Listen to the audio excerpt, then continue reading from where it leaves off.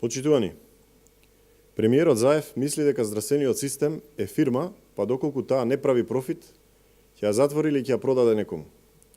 Деновиве сме сведоци дека наместо подобрување на начинот на функционирање на здравството и подобра грижа за здравјето на граѓаните, тие добиваат распродажба на јавниот здравствен систем.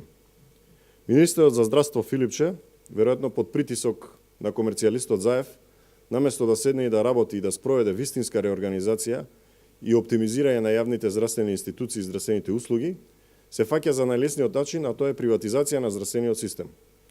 Во здравството изминатиот период единствено се случува дисфункционалност на ионака кревкиот систем и богатење на поединци. Детската кардиохирургија е приватизирана, префрлена во приватна болница, иако од тогаш никој не даде отчет во јавноста како се спроведува и како тече овој проект. По првиот неуспешен обид за приватизација на биохемиските лаборатории во целата земја, следи втор обид, но овој пат тој е прекинат поради предстојните претседателски избори. Идејата за приватизирање на службата на брза помош и службата за домашна посета, иако нигдека не ја среќаваме на друго место во светот, продолжува да се спроведува врз основа на некаква физибилити студија.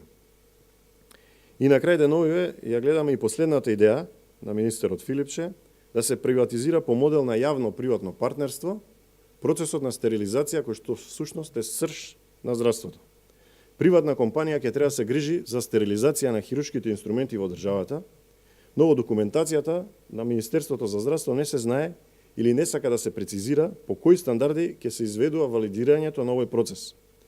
Станува збор за област за која што во иднина приватна фирма би требало да набавува хируршки инструменти, облека за лица кои влегуваат во операциона сала, дезинфекција на салите, до грижа за медицинскиот отпад.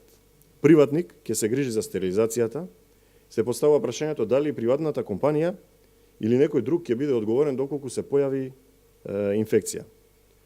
Министре, граѓаните очекуваат остварување на ветувањата со кои што СДСМ дојде на власт.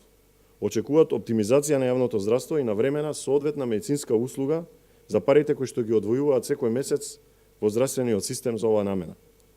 Почитувани, Заев и Филипче покажаа дека освен за богатење на нивни блиски компании, на сметка на народот, не знаат ниту пак ги интересира нешто друго.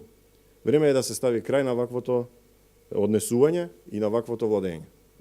Ви благодарам за вниманието.